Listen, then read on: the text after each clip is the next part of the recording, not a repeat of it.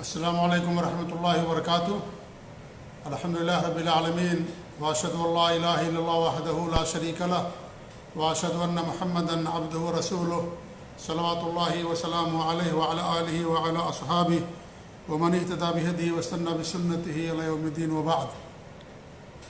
معزز ناظرین و مشاہدین، گزشتہ درس میں نے آپ لوگوں کے سامنے اہل سنت والجماعت کا، سلف صالحین کا جو درست اور صحیح موقف ہے، صحابہ کرام کے درمیان جو آپس میں اختلافات ہوئے یا ان کی آپس میں جو جنگیں ہوئیں، ان کے تعلق سے کتاب و سنت کی روشنی میں سلف صالحین کا جو منہج اور جو ان کا موقف تھا، وہ میں نے آپ لوگوں کے سامنے نکات کی شکل میں پیش کیا تھا۔ آج کے درس میں جو صحابہ کرام کی آپس میں جنگیں ہوئیں، جنگ جمل اور جنگ صفین، اس کے تعلق سے بڑا ہی مختصر خلاصہ میں آپ کے سامنے پیش کرنا چاہتا ہوں، اور یہ جو خلاصہ ہے عدل و انصاف پر مبنی ہے۔ اس میں کسی بھی صحابی کی کوئی حق تلفی نہیں کی گئی ہے، کیونکہ عام طور پر یہ دیکھا گیا ہے کہ جنگ جمل اور جنگ صفین پر بہت سارے لوگوں نے خامہ فرسائی کی ہے، قلم اٹھایا ہے، بیان دیا ہے، لیکن افسوسناک پہلو اس کے اندر یہ ہے کہ عام طور پر اکثر لوگوں کی قلم اس نازک موضوع کو بیان کرتے ہوئے بہک گئے، اور بیان جنہوں نے دیا ان کی زبان پھسل گئی، یا حق پر قائم نہیں رہ سکے، عدل و انصاف پر قائم نہ رہ سکے، اور یعنی کسی کی حق تلفی ہو گئی تو کسی کے اوپر ظلم ہو گیا۔ اس طرح کی عام طور پر تحریریں اور لوگوں کے بیانات اس موضوع پر پائے جاتے ہیں، لیکن وہ علماء جو سلف صالحین کے عقیدے اور منہج پر ہیں، اگر آپ ان کے بیانات پڑھیں گے، سنیں گے اور ان کی تحریریں پڑھیں گے تو انشاءاللہ آپ کو اس کے اندر حقیقت پسندی نظر آئے گی۔ لیکن وہ لوگ جو حق پر نہیں ہیں یا سلف صالحین کے منہج پر نہیں ہیں، انہوں نے جب اس موضوع پر گفتگو کی تو ظاہر بات ہے حقیقت پسندی اور عدل و انصاف کا ثبوت انہوں نے نہیں دیا۔ کسی کی حمایت میں تو کسی کی حق تلفی ہو گئی، کسی پر ظلم ہو گیا، اور خاص طور سے وہ لوگ جنہوں نے تاریخی روایتوں پر اعتبار کیا تو ان میں سے سارے لوگوں کے قدم پھسل گئے، اور اس طریقے سے صحابہ کرام جو بڑے ہی مقدس لوگ ہیں، انبیاء کے بعد انہی کا مقام و مرتبہ ہے، ان کے بارے میں ظلم کا شکار ہو گئے، حق تلفی کی، اور ان کا جو مقام و مرتبہ ہے اس کے منافی تحریریں اور بیانات ان لوگوں کے سامنے آئے۔ تو آج کے درس میں اختصار کے ساتھ انشاءاللہ میں آپ لوگوں کے سامنے جنگ جمل اور جنگ صفین کے تعلق سے میں پیش کرنا چاہوں گا، اور پیش کرنے کا مقصد صرف یہ ہے کہ صحابہ کرام سے مسئلہ جڑا ہوا ہے، اور صحابہ کرام کی شان میں کسی بھی طرح کی گستاخی کرنا جائز نہیں ہے، یہ ہمارے لیے حرام ہے۔ ہم اپنی زبانوں پر لگام لگا کر کے رکھیں، اور جب بھی صحابہ کا ذکر ہو تو خیر کے ساتھ ہو، ان کے لیے دعائیں کی جائیں، اللہ تعالیٰ سے ان کے لیے مغفرت اور رحمت کی دعائیں کی جائیں، یہ ساری چیزیں ہونی چاہیے۔ اور تاریخی روایتوں پر اعتماد کر کے ان کے تعلق سے ایسی بات کہنا جو شان صحابیت کے منافی ہو، یہ قطعاً جائز نہیں ہے۔ قرآن و حدیث ہمارے لیے کافی ہے، اور قرآن و حدیث میں اللہ رب العالمین نے اور اس کے نبی نے صحابہ کے مقام کو بڑے واضح الفاظ میں بیان کر دیا ہے، لہذا ہمیں کسی اور چیز کی ضرورت باقی نہیں رہ جاتی۔ پھر ہمارے سلف صالحین ہیں، صحابہ ہیں، تابعین تبع تابعین ہیں، اور جو ان کے نقش قدم پر چلنے والے ہیں، ان کے جو اقوال ہیں، ان کی جو تحریریں ہیں، ان کی جو کتابیں ہیں، الحمدللہ وہ بھی مقام صحابہ کے بیان کرنے کے لیے الحمدللہ کافی ہیں۔ لہذا جو اہل باطل ہیں، روافض ہیں، خوارج ہیں، اور سلف صالحین کے منہج سے جو لوگ ہٹے ہوئے ہیں، ان کے راستے کو جنہوں نے چھوڑ دیا ہے، ان کی تحریروں کی ہمیں چندہ نہ اس مسئلے میں نہ کسی اور مسئلے میں کوئی ضرورت نہیں ہے الحمدللہ۔ جنگ جمل یہ سن 36 ہجری کے اندر پیش آنے والا واقعہ ہے، اور عثمان غنی کی شہادت کے بعد جو فتنے رونما ہوئے ان میں سے ایک عظیم فتنہ یہ بھی ہے۔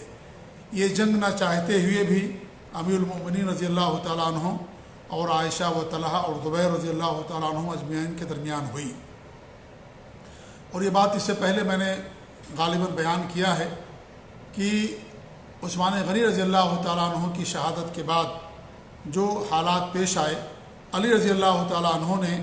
خلافت قبول کرنے سے انکار کر دیا تھا، لیکن جب صحابہ کرام کی اکثریت نے ان پر دباؤ ڈالا تو ان کے پاس اس کے سوا کوئی چارہ نہ رہا کہ وہ اس ذمہ داری کو قبول کر لیں، اور تمام صحابہ کرام نے ان کے ہاتھوں پر کم و بیش اکثر صحابہ کرام نے، خاص طور سے طلحہ اور زبیر بن عوام اور اس طریقے سے جو مدینہ کے تھے اور مکہ کے رہنے والے تھے، اور اس طریقے سے اکثر صحابہ کرام نے ان کے ہاتھوں پر بیعت، ان کے ہاتھ پر بیعت کیا۔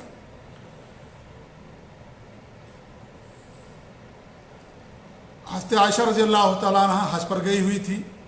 اور جب عثمان رضی اللہ عنہ کی شہادت کی خبر تو ان تک پہنچتی ہے، اور اس طریقے سے طلحہ اور زبیر رضی اللہ تعالیٰ عنہما سے ان کی گفتگو ہوتی ہے، تو یہ سب مل کر کے علی رضی اللہ تعالیٰ عنہ سے قصاص کا مطالبہ کرنے کی غرض سے بصرہ کی طرف روانہ ہو گئے۔ عائشہ رضی اللہ تعالیٰ عنہ مکہ ہی سے روانہ ہو گئی، طلحہ اور زبیر رضی اللہ تعالیٰ عنہ مدینے سے نکلے، اور اس طریقے سے ان کے ساتھ حضرت عائشہ بھی ہو گئی، اور بصرہ کی طرف انہوں نے کوچ کیا، کیونکہ علی رضی اللہ تعالیٰ عنہ نے اپنے دور میں خلافت کو مدینہ سے وہاں منتقل کر دیا تھا، کوفہ۔ ان کا مطالبہ یہ تھا کہ جو عثمان کے قاتلین ہیں ان کو کیفر کردار تک پہنچایا جائے، اور جلد از جلد ان سے قصاص لیا جائے، ورنہ ان کو مسلمانوں کے یا ہمارے حوالے کر دیں،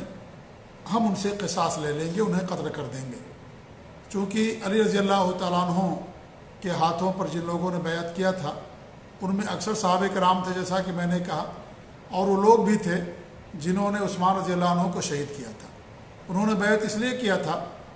اور مجبور کیا تھا علی رضی اللہ تعالیٰ عنہ کو، اور علی رضی اللہ تعالیٰ عنہ ہی خلافت کے مستحق بھی تھے، خلیفہ رابع ہیں، صحابہ کرام میں فضل میں چوتھے مقام اور مرتبے پر فائز ہیں، وہی خلافت کے مستحق بھی تھے علی رضی اللہ تعالیٰ عنہ پورے طور پر۔ جو سبائی تھے جنہوں نے عثمان رضی اللہ عنہ کو شہید کیا تھا، وہ لوگوں نے اس لیے دباؤ ڈالا کہ جب ہم کسی امیر کو منتخب کر لیں گے، کوئی خلیفہ ہو جائے گا، تو پھر قصاص لینے کی ذمہ داری ان کی ہو جائے گی، ورنہ اگر کوئی خلیفہ نہیں رہے گا تو پھر اس صورت میں عوام ہو سکتا ہے ان لوگوں کو قتل کر دیں، اور پھر ان کو کیفر کردار تک پہنچایا جا سکتا ہے۔ اس لیے انہوں نے دباؤ ڈال کر کے علی رضی اللہ تعالیٰ عنہ کے ہاتھوں پر بیعت کیا کہ ایسی صورت میں قصاص لینے کی ذمہ داری ان کی آ جائے گی، اور پھر لوگ ان سے مطالبہ کریں گے، اور پھر ہم لوگوں کی جانیں بچ جائیں گی اور ہم لوگ محفوظ ہو جائیں گے، یا ہماری زندگی اور طویل ہو جائے گی۔ جو علی رضی اللہ تعالیٰ عنہ تھے وہ بھی قصاص لینا چاہتے تھے، کیونکہ اسلام کا حکم ہے، لیکن ان کا جو اجتہاد تھا وہ یہ تھا کہ پہلے حالات سازگار ہو جائیں، تمام لوگ آ کر کے ہمارے ہاتھ پر بیعت کر لیں۔ امیر معاویہ رضی اللہ تعالیٰ عنہ نے بیعت نہیں کیا تھا، اور حالات بھی سازگار نہیں تھے، تو ایسی صورت میں ان کا خیال یہ تھا، ان کا اجتہاد یہ تھا کہ پہلے حالات سازگار ہو جائیں، اس کے بعد ہم ان سے قصاص لیں گے، ابھی حالات پرسکون نہیں ہیں۔ بہرحال یہ ان کا اجتہاد تھا علی رضی اللہ تعالیٰ عنہ کا، اور وہ اپنے اجتہاد میں زیادہ حق پر تھے۔ امیر معاویہ کا اجتہاد یہ تھا کہ پہلے قصاص لیا جائے، اس کے بعد یہی اجتہاد زبیر رضی اللہ تعالیٰ عنہ، طلحہ رضی اللہ تعالیٰ عنہ جو مبشرین بالجنہ ہیں، جن کو جنت کی بشارت دی ہمارے نبی صلی اللہ علیہ وسلم نے، وہ اور عائشہ رضی اللہ تعالیٰ عنہ، ان کا بھی خیال یہی تھا کہ پہلے قصاص لیا جائے، اور اس کے بعد پھر حالات جب ان کو الگ کر دیا جائے گا، ختم کر دیا جائے گا، قتل کر دیا جائے گا، تو پھر اس کے بعد حالات خود بخود سازگار ہو جائیں گے، پرسکون ہو جائیں گے۔ بہرحال یہ دونوں کے اندر اس طرح کا اختلاف تھا، دونوں مجتہد تھے، دونوں کے لیے اجر ہے، جو زیادہ حق پر تھا اس کے لیے جو حق پر تھا دوہرا اجر ہے، اور جو حق پر نہیں تھا اس کے لیے بھی اجر ہے، کیونکہ مجتہد کو ہمیشہ اجر ملتا ہے۔ حافظ ابن کثیر رحمہ اللہ فرماتے ہیں سب صلح پر تیار ہو گئے تھے اور رات کو بڑے چین و سکون کے ساتھ وہ لوگ سوئے، لیکن وہ لوگ جنہوں نے عثمان غنی رضی اللہ تعالیٰ عنہ کے خلاف بغاوت کی تھی، ان کو شہید کیا تھا، ان کے لیے اس سے زیادہ بدترین رات کبھی نہیں گزری ہوگی۔ البدایہ اور نہایہ میں انہوں نے بات بیان کی ہے، یعنی علی رضی اللہ تعالیٰ عنہ، طلحہ اور عائشہ اور زبیر رضی اللہ تعالیٰ عنہ اجمعین کے درمیان صلح ہو گئی کہ چلو ہم اس بات پر تیار ہوتے ہیں کہ بعد میں ان سے قصاص لے لیا جائے گا اور پھر ہم سب لوگ اپنے اپنے گھروں کو واپس چلے جاتے ہیں۔ اس پر اتفاق ہو گیا تھا۔ ظاہر بات ہے سوائی کسی بھی قیمت پر صلح نہیں چاہتے تھے، کیونکہ اس میں ان کا نقصان تھا۔ انہیں معلوم تھا کہ صلح کی صورت میں ان کی خیر نہیں ہوگی اور انہیں کیفر کردار تک پہنچا دیا جائے گا۔ لہذا جب ان سوائیوں نے دیکھا کہ دونوں جماعتوں میں صلح ہو گئی ہے اور صبح اس کا اعلان کر دیا جائے گا، تو ان کے سرگناؤں نے کہا، جو ان کے سرغنہ تھے، کہ ہم سب مل کر کے جنگ چھیڑ دیتے ہیں۔ جب لڑائی کا شعلہ بھڑک جائے گا تو پھر دونوں جماعتیں اپنے اپنے دفاع کے لیے جنگ پر مجبور ہو جائیں گی۔ پھر ان سپاہیوں نے ایسا ہی کیا۔ صبح ہونے سے پہلے ہی اندھیرے میں، رات کی تاریکی میں، طلحہ اور زبیر رضی اللہ تعالیٰ عنہما کے لشکر پر حملہ بول دیا، جس پر طلحہ اور زبیر رضی اللہ تعالیٰ عنہما کی جماعت میں جو سازشی ذہن رکھنے والے تھے، انہوں نے علی رضی اللہ عنہ کی جماعت پر حملہ کر دیا، کیونکہ جو سبائی تھے، جو عثمان رضی اللہ تعالیٰ عنہ کو قتل کرنے والے تھے، ان کی ایک منظم سازش تھی۔ انہوں نے دونوں جماعتوں کے اندر اپنے اپنے آدمیوں کو داخل کر دیا تھا تاکہ کسی بھی قیمت پر صلح نہ ہو، اور اگر صلح ہو تو پھر ہم ایسی بات کریں گے، ایسا کچھ عمل کر دیں گے کہ وہ صلح ختم ہو جائے اور دونوں آپس میں جنگ پر مجبور ہو جائیں۔ تو دونوں جماعتوں میں انہوں نے اپنے اپنے لوگوں کو داخل کر دیا تھا تاکہ کبھی بھی دونوں کے اندر صلح نہ ہو پائے۔ عائشہ رضی اللہ تعالیٰ عنہ جس اونٹ پر سوار تھی، اس کی کوچ بھی بلوائیوں نے کاٹ دی اور یہ اعلان کر دیا گیا، شور مچا دیا گیا کہ حضرت عائشہ رضی اللہ تعالیٰ عنہ کو شہید کر دیا گیا یا انہیں قتل کر دیا گیا۔ اور جب یہ اعلان ہونا تھا تو جو ان کی جماعت میں تھے وہ علی رضی اللہ تعالیٰ عنہ کی جماعت پر انہوں نے حملہ کر دیا اور اس طریقے سے آپس میں جنگ ہونے لگی۔ حضرت عائشہ رضی اللہ تعالیٰ عنہ کا کردار صرف اتنا تھا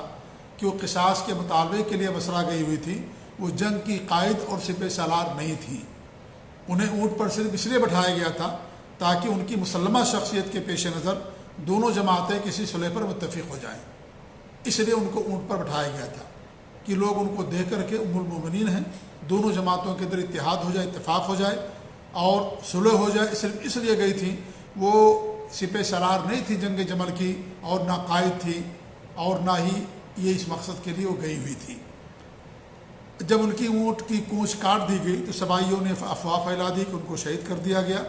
جس پر ان کے حامیوں نے علی رضی اللہ عنہ کی جماعت پر حملہ کر دیا، اور اس طریقے سے نہ چاہتے ہوئے بھی فتنہ اٹھ کھڑا ہوا اور دونوں جماعتیں آپس میں ٹکرا گئیں، جس کی وجہ سے کئی لوگوں کی جانیں گئیں۔ دو جلیل القدر صحابی طلحہ اور زبیر، جنہیں ہمارے نبی نے جنت کی بشارت سنائی تھی، وہ بھی اس جنگ کے اندر شہید ہو گئے۔ علی رضی اللہ عنہ کو بھی توقع نہیں تھی کہ معاملہ یہاں تک پہنچ جائے گا اور قصاص کے مطالبے میں معصوم جانیں تلف ہو جائیں گی، چنانچہ اس جنگ سے بہت متاثر ہوئے اور بڑی حسرت سے فرمایا کرتے تھے کہ کاش میں 20 سال قبل ہی دنیا سے رحلت کر جاتا۔ البدایہ اور نہایہ میں امام ابن کثیر رحمۃ اللہ علیہ نے یہ بات بیان کی ہے۔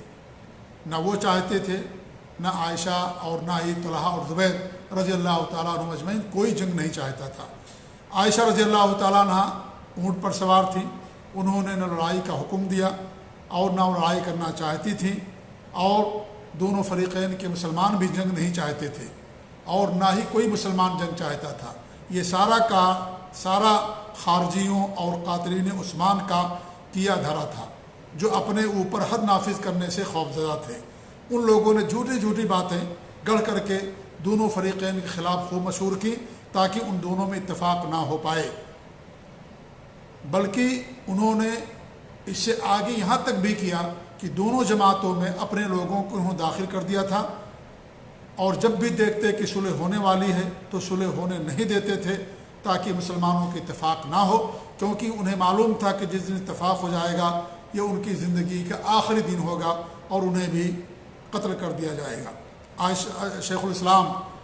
ابن تیمیہ رحمۃ اللہ علیہ نے منہاج السنہ کے اندر بیان کیا ہے کہ عائشہ رضی اللہ تعالیٰ عنہ جنگ کے لیے نہیں نکلی تھی، بلکہ مسلمانوں میں صلح کے ارادے سے نکلی تھی۔ انہیں اس بات پر یقین تھا کہ ان کے جانے میں مسلمانوں کا فائدہ ہے، لیکن بعد میں انہیں معلوم ہو گیا کہ ان کا نہ جانا ہی زیادہ بہتر تھا، اور جب بھی یاد کرتی تو بہت روتی تھی، یہاں تک کہ چادر آنسوؤں سے تر ہو جاتی۔ اور یہی حال جنگ جمل میں شامل تمام مسلمانوں کا تھا۔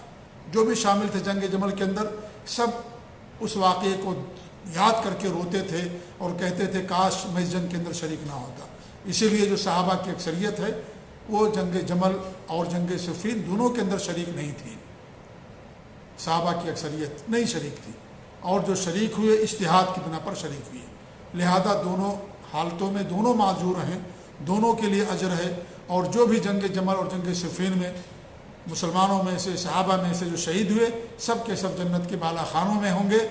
سب کے سب جنت کے اندر ہیں، ہمیں اللہ کی ذات سے یقین ہے، کیونکہ ان دونوں کا مقصد، کسی کا مقصد جنگ کرنا نہیں تھا، کوئی نہیں چاہتا تھا کہ آپس میں جنگ ہو۔ وہ صرف حضرت عثمان جو مظلومانہ طور پر شہید کیے گئے، 50 دنوں تک ان کے گھر کا محاصرہ کیا گیا، قرآن کی تلاوت فرما رہے تھے، ان کی بیوی کی انگلی بھی کٹ گئی تھی اور اس طریقے سے انہیں قتل کر دیا گیا تھا، تو یہ مظلومانہ طور پر شہید ہوئے تھے، اس لیے ان کے قصاص کے مطالبے کے لیے یہ لوگ گئے ہوئے تھے۔ اگر مدینہ ہی کے اندر خلافت ہوتی، راجدھانی رہتی، دارالخلافہ مدینہ کے اندر رہتا، تو لوگ وہاں نہیں جاتے اور علی رضی اللہ تعالیٰ عنہ ہی سے اس کا وہی مطالبہ کرتے۔ لیکن علی رضی اللہ تعالیٰ عنہ نے دارالخلافہ منتقل کر دیا تھا کوفہ، اور کوفہ میں ان کے حامی زیادہ تھے، تعداد ان کی زیادہ تھی، جنہوں نے ان کے ہاتھ میں بیعت کر رکھا تھا، اس لیے وہ وہاں منتقل ہو گئے تھے۔ اور عبداللہ بن سلام رضی اللہ تعالیٰ عنہ نے جو بات کہی تھی جب وہ دارالخلافہ منتقل کر رہے تھے کہ اگر تم یہاں سے منتقل کر دو گے تو پھر کبھی دوبارہ مدینہ کے اندر دارالخلافہ نہیں آئے گا، اور وہی ہوا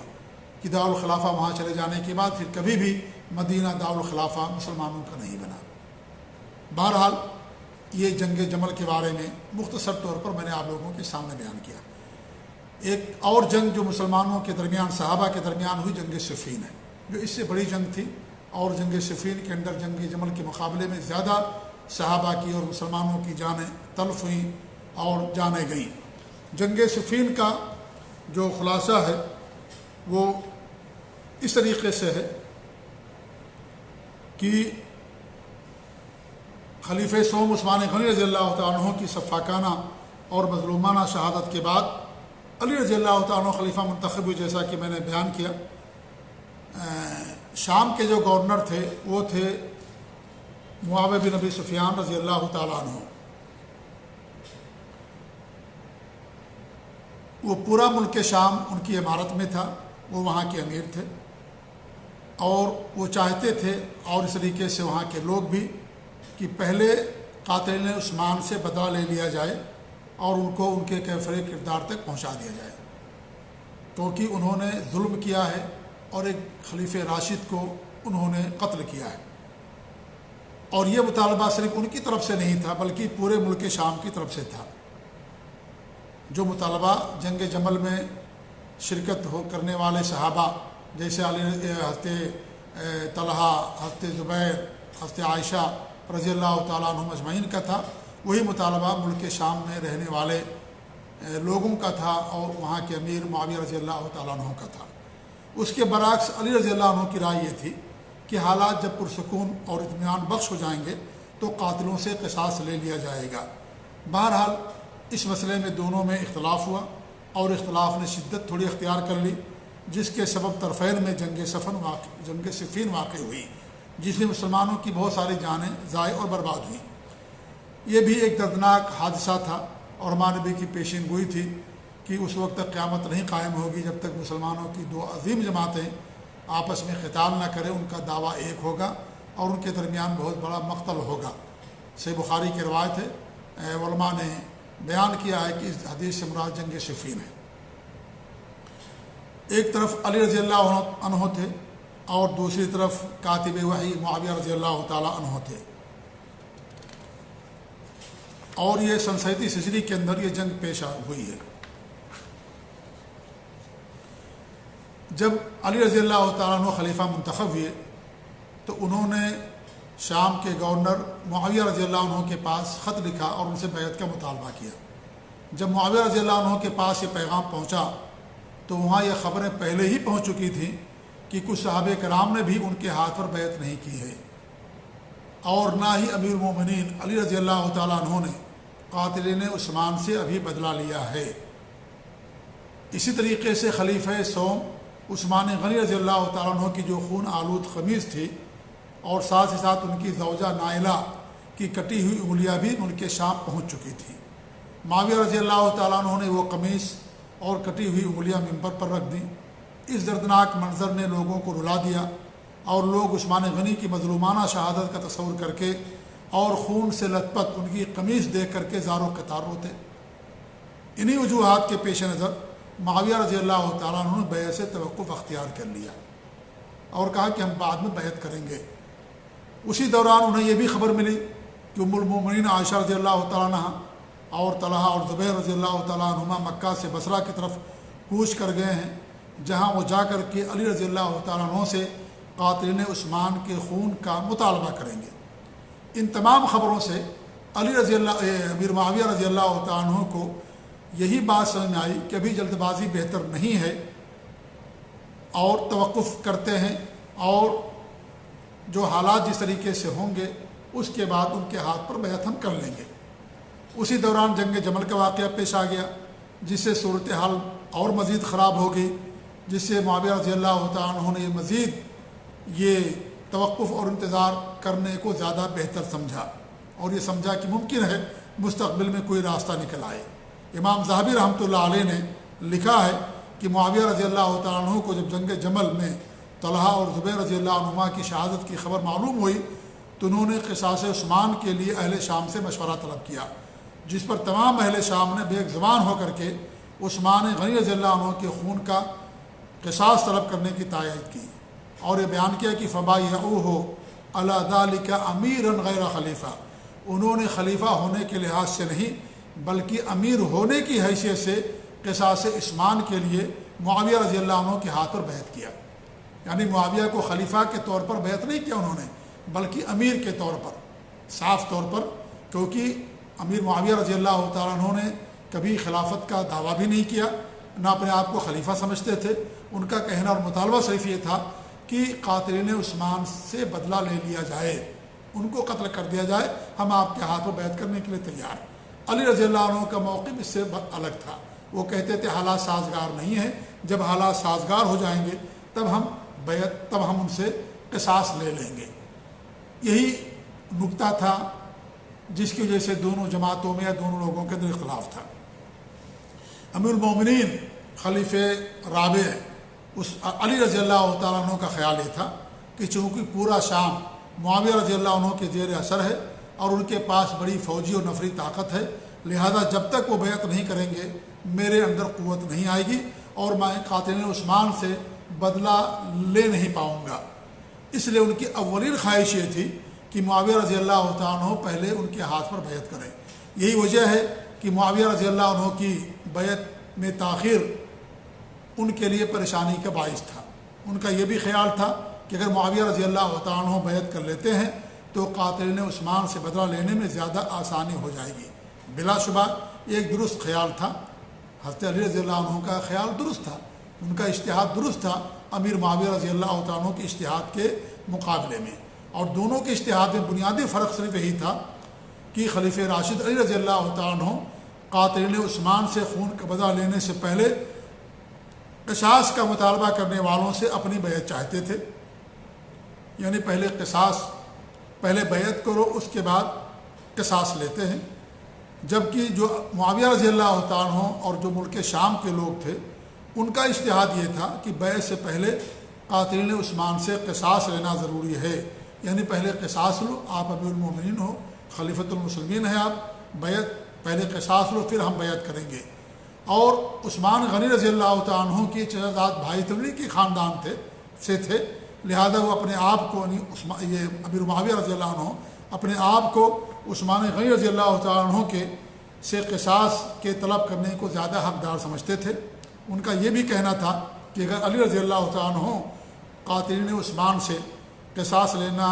کی طاقت نہیں رکھتے ہیں تو انہیں ہمارے حوالے کر دیں، ہم خود ان سے قصاص لے لیں گے۔ یہ معاویہ رضی اللہ عنہ کا اجتہاد تھا۔ حالانکہ قصاص کی ذمہ داری حاکم وقت کی ہوتی ہے، خلیفۃ المسلمین کی ہوتی ہے، لہذا دونوں مسئلوں میں زیادہ جن کا اجتہاد برحق تھا وہ علی رضی اللہ تعالیٰ عنہ تھے، اس میں کوئی شک نہیں ہے۔ وہ علی رضی اللہ تعالیٰ عنہ خلیفۃ المسلمین تھے، امیر المومنین تھے، اور وہ جو سمجھ رہے تھے وہی زیادہ بہتر تھا۔ لیکن امیر معاویہ رضی اللہ تعالیٰ عنہ بھی اجتہاد کرنے والے تھے، اجتہاد کیا انہوں نے، اور اجتہاد کرنے کی بنا پر انہیں بھی اجر ملے گا، انہیں بھی اجر ملے گا، اگرچہ ان کا اجتہاد حق پر زیادہ نہیں تھا۔ صحابی ہیں، وہ کاتب وحی ہیں، بڑا اونچا مقام رکھتے ہیں، اس لیے ہم ان کے بارے میں کوئی ایسی بات نہیں کہیں گے جو رافضی اور خارجی اور اس طریقے سے دیگر ذہن رکھنے والے لوگ کہتے ہیں۔ صحابی ہیں، ان کا مقام و مرتبہ ہے۔ ہم زیادہ اتنا کہہ سکتے ہیں کہ ان کا اجتہاد علی رضی اللہ عنہ کے اجتہاد میں کے مقابلے میں زیادہ صحیح نہیں تھا۔ علی رضی اللہ عنہ کا اجتہاد برحق تھا، زیادہ صحیح تھا، ان کا اجتہاد ان کے مقابلے میں صحیح کم تھا، لیکن دونوں مجتہد تھے، لہذا دونوں اجر کے مستحق ہیں۔ امیر المومنین رضی اللہ تعالیٰ عنہ نے معاویہ رضی اللہ عنہ کی طرف سے جب بیعت میں تاخیر دیکھی تو ان کو برطرف کر کے ان کی جگہ سہل بن حنیف کو نیا حاکم بنا کر کے روانہ کر دیا۔ جب یہ تبوک کے مقام پر پہنچے تو ان کو معاویہ رضی اللہ عنہ کے چند گھوڑ سوار ملے۔ انہوں نے پوچھا تم کون ہو؟ کہا سہل بن حنیف ہے۔ کہا کہ کس لیے آئے ہو؟ کہا کہ صوبہ شام کا میں امیر ہوں، مجھے امیر بنا کر کے علی رضی اللہ عنہ بھیجا ہے۔ تو انہوں نے کہا کہ اگر عثمان رضی اللہ عنہ نے بھیجا ہے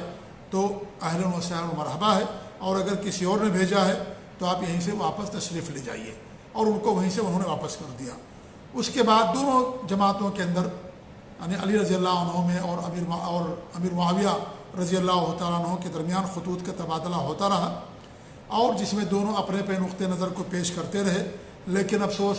کہ رسائل کا تبادلہ کسی نتیجے پر نہیں پہنچا۔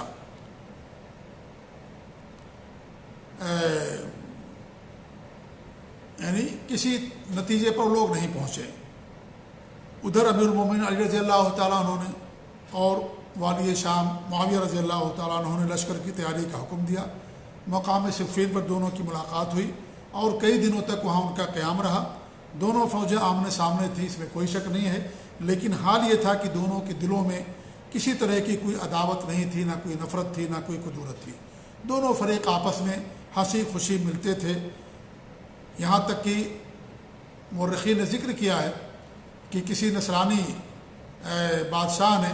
امیر معاویہ کے پاس خط لکھا اور کہا کہ ہم دونوں مل کر کے امیر علی رضی اللہ عنہ سے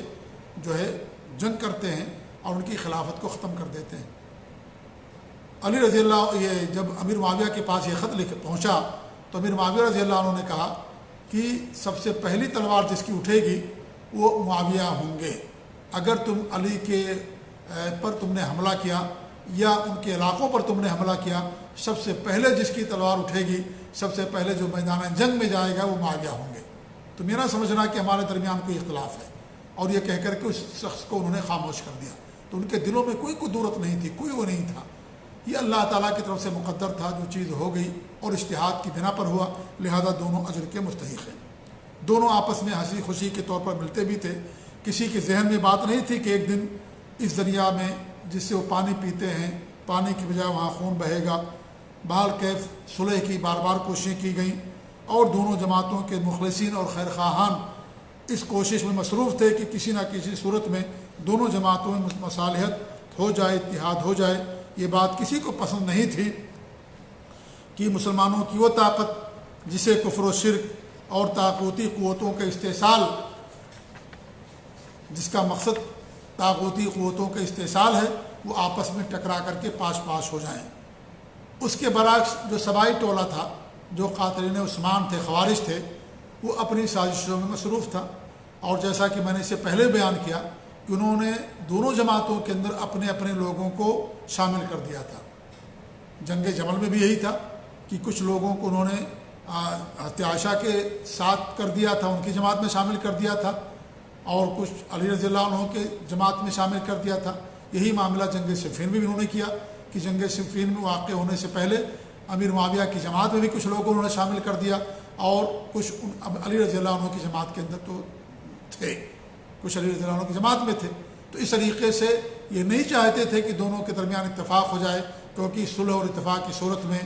یہی ہوتا کہ ان کی جان نہیں بچتی، لہذا اتفاق نہ ہونے کی صورت ہی میں ان کی جان بچی ہوئی تھی اور بچ سکتی تھی، اس لیے وہ نہیں چاہتے تھے کہ صلح کبھی بھی کامیاب ہو. اور دونوں فریقین صحابہ کی دونوں فریقین علی رضی اللہ عنہ اور امیر معاویہ رضی اللہ عنہ نہیں چاہتے تھے جنگ ہو، لیکن نہ چاہتے ہوئے بھی جنگ سے دو چار ہو گئے. نہ صرف دونوں فریقین بلکہ امت کا کوئی بھی فرد جنگ نہیں چاہتا تھا. ابھی جنگ جمل کے جو مقتولین تھے ان کا خون بھی خشک نہیں ہوا تھا. صرف 1 سال کے دوران ہی 2 جنگیں آپس میں ہوئی صحابہ کی کہ دوسرا خونریز مرحلہ امت کے سامنے پیش آ گیا. اسی لیے اکثر صحابہ کرام نے اس سے اپنے آپ کو محفوظ کر لیا تھا. بہر کیف جو اعداء اسلام تھے، سازشی ذہن رکھنے والے تھے، ان کی سازش کے نتیجے میں ایک مرتبہ پھر مسلمانوں کی تلواریں آپس میں لڑنے لگیں. پھر وہ ہنگامہ پیش آ گیا جس سے بچنے کے لیے سب کچھ کیا جا رہا تھا اور صلح کی کوششیں ہو رہی تھیں. دونوں طرف سے بڑی تعداد میں مسلمانوں کا قتل ہوا. جلیل القدر صحابہ بھی قتل ہوئے، لیکن وقت قتال کسی بھی قسم کی حدود شرعیہ کی پامالی نہیں ہوئی. نہ مال لوٹا گیا، نہ کسی مسلمان مرد کو غلام بنایا گیا، نہ کسی عورت کو روٹی بنائی گئی. اور سوائی کے سوا جو خارجی تھے، سوائی تھے، سازشی لوگ تھے، ان کے سوا جتنے بھی مسلمان قتل ہوئے دونوں طرف سے وہ سب کے سب جنتی ہیں. علی رضی اللہ عنہ سے سوال کیا گیا تو انہوں نے کہا کہ قتلانا و قتلاہم فی الجنہ، ہماری طرف سے جو لوگ قتل ہوئے ہیں اور جو ان کی طرف سے قتل ہوئے ہیں وہ سب کے سب جنت کے اندر ہیں. البتہ کتنے مسلمان قتل ہوئے اس کی صحیح تعداد کا علم اللہ تعالیٰ کے سوا کسی کے پاس نہیں ہے. جو تاریخی کتابوں کے اندر اعداد و شمار پیش کیے جاتے ہیں وہ مبالغہ آمیز ہیں، مبالغے پر مبنی ہیں. وہ کہ پورے جو پانی دریا تھا پورا خون کے اندر لت پت ہو گیا اور لاکھوں مسلمان قتل ہوا تھا، یہ بات بالکل صحیح نہیں ہے. اور جنگ صفین میں جو کچھ بھی ہوا ہر مسلمان کو اس پر تکلیف ہوئی، افسوس ہوا، سوائے سازشی ذہن رکھنے والوں کو. بہرحال علی رضی اللہ عنہ کو بہت زیادہ صدمہ پہنچا، امیر معاویہ رضی اللہ تعالیٰ عنہ کو بھی بہت زیادہ صدمہ اور دکھ پہنچا جو یہ جنگ ہوئی. جنگ کے دوران معاویہ رضی اللہ عنہ کی جماعت کی طرف سے مطالبہ کیا گیا کہ قرآن ہمارا فیصلہ کرے گا، جس پر لوگوں کو مکمل طور پر یقین ہو گیا کہ اب قرآن کریم کے اصولوں پر صلح انشاءاللہ پکی ہو جائے گی. دونوں فریق ایک مقام پر جمع ہوئے اور دونوں میں کیا فیصلہ ہوا، دشمنان اسلام کی سازشوں سے وہ اصل تحریری فیصلہ موجود نہیں ہے. البتہ جو باتیں بیان کی جاتی ہیں کہ عمر بن عاص رضی اللہ عنہ نے ابو موسیٰ اشعری کو دھوکہ دیا اور علی رضی اللہ عنہ کو معزول کر کے معاویہ کو خلافت کا حقدار بنا دیا یا خلافت ان کے ہاتھ میں دے دیا، اعلان کر دیا، یہ سب بے سروپا کی باتیں ہیں. یہ سب دشمنان صحابہ کی طرف سے وضع کردہ روایتیں ہیں اور اکثر روایتیں ابو محنف، لوط بن یحییٰ اور جیسے دیگر کذاب اور مفتری راویوں کی طرف سے ہیں، اس لیے ان پر کوئی اعتماد نہیں کیا جا سکتا اور ان تمام چیزوں کا اصل واقعے سے کوئی تعلق بھی نہیں ہے. دونوں جو حکم کا انتخاب ہوا تھا کسی کی معزولی یا کسی کو خلیفہ بنانے کے لیے کیا ہی نہیں گیا تھا کہ آپ دونوں میں سے کسی کو چاہے خلیفہ بنا لیں، جیسے ابو موسیٰ اشعری اور عمر بن عاص رضی اللہ تعالیٰ عنہ. ان دونوں کا انتخاب اس لیے نہیں ہوا تھا کہ کسی کو معزول کر دیں اور کسی کو خلیفہ بنا دیں، قطعاً نہیں ہوا تھا. ان کا انتخاب ہوا تھا صلح کرانے کے لیے. اور نہ ہی معاویہ رضی اللہ تعالیٰ عنہ خلافت کے دعوے دار تھے. یہ روایت درایت دونوں کے اعتبار سے کافی غیر معقول بات ہے، انتہائی غیر معقول بات ہے کہ ملت اسلامیہ کی قسمت کا فیصلہ صرف 2 لوگوں کو سونپ دیا گیا ہو، ایسا نہیں تھا. اس لیے جو عمر بن عاص تھے اور ابو موسیٰ اشعری تھے رضی اللہ تعالیٰ عنہ اجمعین، ان کا مقصد یہ تھا کہ دونوں جماعتوں کے اندر صلح کرا دینا، بس. یہ نہیں تھا کہ کسی کو خلیفہ منتخب کرنا، یہ ان کا مقصد نہیں تھا. معاویہ رضی اللہ تعالیٰ عنہ تو صرف قاتلین عثمان کے سے قصاص کے مدعی تھے اور انہوں نے بارہا اس چیز کا برملا اور اعتراف بھی کیا تھا اور کبھی انہوں نے خلافت کا دعویٰ نہیں کیا. اور معاہدے جو تحکیم کا جو مقصد تھا وہ بھی دونوں جماعتوں کی مسئلہ کے درمیان صلح پیدا کرنا اور مصالحت کی صورت پر غور و خوض کرنا اور امت کو قتال سے، جنگ سے، خونریزی سے بچانا، یہی اس کا مقصد تھا۔ اس میں دھوکے سے نہ کسی کی خلافت چھینی گئی تھی اور نہ کسی کو دھوکے سے خلیفہ بنایا گیا تھا، بلکہ جس چیز کے لیے دونوں کو حکم بنایا گیا تھا اس کے متعلق نہایت دور اندیشی، معاملہ فہمی اور کافی تدبر اور تفکر سے انہوں نے فیصلہ کیا تھا، جو اتنا معقول اور من پسندانہ تھا کہ دونوں جماعتوں نے اسے بخوشی و برضا اور رغبت قبول کر لیا، اور تاریخ کے حالات و سیاست پر معمولی نظر رکھنے والا طالب علم بھی یہ اعتراف کے بغیر نہیں رہ سکتا کہ وہ فیصلہ دانشمندانہ تھا، اور اتنا دانشمندانہ تھا کہ اس سے امت کی شیرازہ بندی ہوئی، لوگوں کی منتشر خیالی اور پراگندگی دور ہو گئی، اختلافات کے لخت ختم ہو گئے، جنگوں کا سلسلہ یہ قلم ختم ہو گیا، تلواریں نیاموں میں چلی گئیں، اور پوری ملت اسلامیہ کے وسیع و عریض رقبے میں پھر دوبارہ امن و سلامتی کے جھنڈے لہرانے لگے اور لوگوں نے چین و سکون کا سانس لیا۔ علامہ محب الدین الخطیب رحمۃ اللہ علیہ نے لکھا ہے کہ مسئلہ تحکیم میں مکر و فریب کی کوئی بات نہیں ہوئی، اور نہ ہی کسی سے غفلت اور لاپرواہی کا صدور ہوا۔ فریب اور غفلت اس وقت ہوتی جب عمر بن عاص تحکیم کے بارے میں یہ فرماتے کہ وہ معاویہ کو مسلمانوں کی خلافت اور مومنوں کی امارت کی ذمہ داری سپرد کرتے ہیں۔ انہوں نے اس طرح کا کوئی اعلان کیا ہی نہیں، اور نہ ہی معاویہ رضی اللہ عنہ نے کبھی اس کا دعویٰ کیا، اور نہ گزشتہ 13 صدیوں میں سے کسی نے یہ بات کہی ہے۔ معاویہ رضی اللہ عنہ کی خلافت تو حسن بن علی رضی اللہ عنہما کی صلح کے بعد شروع ہوئی۔ معاویہ مسلمانوں کے خلیفہ کب بنے؟ جب حسن رضی اللہ تعالیٰ عنہ نے خلافت سے دستبرداری کا اعلان کیا اور امیر معاویہ کو بلا کر کے ان کے ہاتھوں پر بیعت کیا۔ اس روز سے انہیں امیر المومنین کہا جانے لگا، لہذا نہ تو عمر بن عاص نے ابو موسیٰ اشعری کو دھوکہ دیا اور نہ ہی ابو موسیٰ اشعری ان سے دھوکہ کھائے۔ انہوں نے معاویہ رضی اللہ عنہ کو کوئی نئی چیز نہیں دی تھی جس کا اظہار ابو موسیٰ اشعری رضی اللہ عنہ نے نہیں فرمایا تھا، اور نہ اس بات کے سوا کوئی بات کہی جس پر دونوں کا اتفاق ہوا تھا۔ تو یہ جنگ جمل اور جنگ صفین کا خلاصہ۔ تحکیم کے باعث لڑائی تو بند ہو گئی تھی، البتہ علی رضی اللہ عنہ کے لشکر میں سے ایک جماعت نے تحکیم قرآن کی مخالفت کی اور اسے خروج کرتے ہوئے حرورہ نامی جگہ چلے گئے۔ اس خروج کی بنا پر انہیں خوارج کہتے ہیں، اور حرورہ میں پناہ لینے کی وجہ سے انہیں حروری کہا جانے لگا۔ اس جماعت کا کہنا یہ تھا کہ اللہ کے سوا کسی کا حکم کفر ہے۔ اس کلمے کے بارے میں علی رضی اللہ عنہ کا کہنا تھا کلمۃ حق مرید بہ الباطل، یعنی یہ کلمہ تو حق ہے لیکن اس سے مراد باطل لیا گیا ہے۔ اس فرقہ نے علی و معاویہ رضی اللہ عنہ سمیت سارے لشکر کو کافر کہا، اور جب ان کی سرکشی حد سے بڑھ گئی تو ان پر علی رضی اللہ عنہ لشکر کشی کا حکم دیا، اور جو بھی قتل عثمان کے اندر ملوث تھے وہ سارے کے سارے جنگ نہروان میں قتل ہو گئے تھے۔ جنہوں نے بھی علی رضی اللہ حضرت عثمان کو قتل کیا تھا ان ساروں کو علی رضی اللہ تعالیٰ عنہ نے جنگ نہروان میں قتل کر دیا تھا،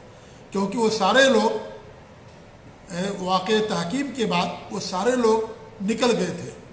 چاہے وہ امیر معاویہ کی جماعت میں ان کو لوگوں نے شامل کر دیا ہو سوائیوں نے، یا امیر علی رضی اللہ عنہ کی جماعت میں رہے ہوں، وہ سارے لوگ جب نکلے وہاں سے تو حرورہ میں جا کر کے انہوں نے حرورہ رہنے لگے۔ حرورہ ایک جگہ کا نام تھا، اس لیے ان کو حروری کہا جانے لگا، اور ان کا بڑا ظلم بڑھ گیا۔ جو بھی صحابہ جاتے، مسلمان جاتے، ان کو قتل کر دیتے تھے، اور جو کفار ہوتے تھے، مشرکین ہوتے، ان کو قتل نہیں کرتے بلکہ ان کو چھوڑ دیتے تھے، بلکہ ان کو امان بھی دیتے تھے، لیکن جو صحابہ مسلمان ہوتے تھے ان کو قتل کر دیا کرتے تھے۔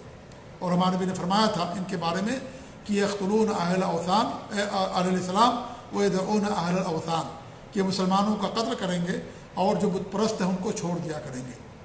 تو ان لوگوں کی سرکشی جب حد سے بڑھ گئی اور ایک جگہ یہ لوگ اکٹھا بھی ہو گئے، یہ لوگ، اور ان کا ظلم بڑھ گیا، صحابہ کو قتل کرنے لگے، جو بھی اس راستے سے گزرتا ان کو قتل کرتے، تو علی رضی اللہ تعالیٰ عنہ نے لشکر کشی کا حکم دیا، اور جنگ نہروان پیش آئی، اور جنگ نہروان کے اندر ان تمام لوگوں کو قتل کر دیا گیا جنہوں نے بھی حضرت عثمان کو قتل کیا تھا، کوئی نہیں بچا۔ اور جو بچ گئے حجاج بن یوسف ثقفی کے ہاتھوں اللہ تعالیٰ نے انہیں قتل کروا دیا۔ اور پھر قاتلین عثمان میں سے کوئی ایسا نہیں تھا جو مجنون و پاگل ہو کر کے نہ مرا ہو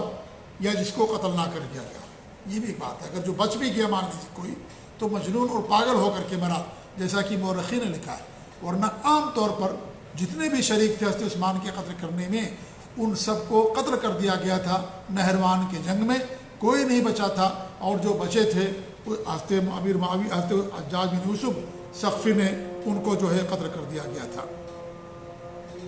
تو یہ بہرحال خلاصہ تھا، اور اس طریقے سے جب سارے قاتلین عثمان کو قتل کر دیا گیا تو اللہ تعالیٰ کا جو فیصلہ ہے کہ جو مظلومانہ طور پر شہید ہوتا ہے اس کا خون رائے گا نہیں جاتا، تو اللہ تعالیٰ نے ان سے انتقام لے لیا اور ان سارے لوگوں کو کیفر کردار تک پہنچا دیا، اور سارے قاتلین عثمان قتل کر دیے گئے، جس کا مطالبہ امیر معاویہ کا بھی تھا، علی رضی اللہ عنہ نے بھی کی خواہش تھی کہ ان کو قتل کر دیا جائے جب حالات سازگار ہو جائیں۔ ایسے ہی اس عائشہ رضی اللہ عنہ کا، طلحہ اور زبیر رضی اللہ عنہ اجمعین اور تمام صحابہ اور مسلمانوں کا جو تھا مطالبہ الحمدللہ وہ پورا ہوا، اور علی رضی اللہ عنہ نے پورا کیا اور سب کو قتل کر دیا۔ تو یہ جنگ جمل جنگ صفین کے بارے میں باتیں تھیں جو تھوڑی لمبی ہو گئی، چونکہ یہ تاریخی بات تھی، اور بہت سارے لوگ آج بھی ہمارے معاشرے میں اس کو توڑ موڑ کر کے پیش کرتے ہیں اور حقیقت پسندانہ طور پر اس کو پیش نہیں کرتے ہیں، جس کی بنا پر بہت سارے لوگ یعنی ضلالت گمراہی کا شکار ہو جاتے ہیں اور جو راہ اعتدال ہے اس سے منحرف ہو جاتے ہیں۔ اس لیے میں نے اختصار کے ساتھ قدر تفصیل کے ساتھ آپ کے سامنے پیش کیا۔ عشاء کی اذان یہاں ہو رہی ہے۔ اللہ تعالیٰ ہم سب لوگوں کے دلوں کے اندر صحابہ کی محبت اور پیدا کرے، اور اللہ رب العالمین ہم سب لوگوں کو ہر فتنے سے محفوظ رکھے، آمین۔ وصلی اللہ علیہ محمد وعلی آلہ وصحبہ اجمعین، وجزاکم اللہ خیر، والسلام علیکم ورحمۃ اللہ وبرکاتہ۔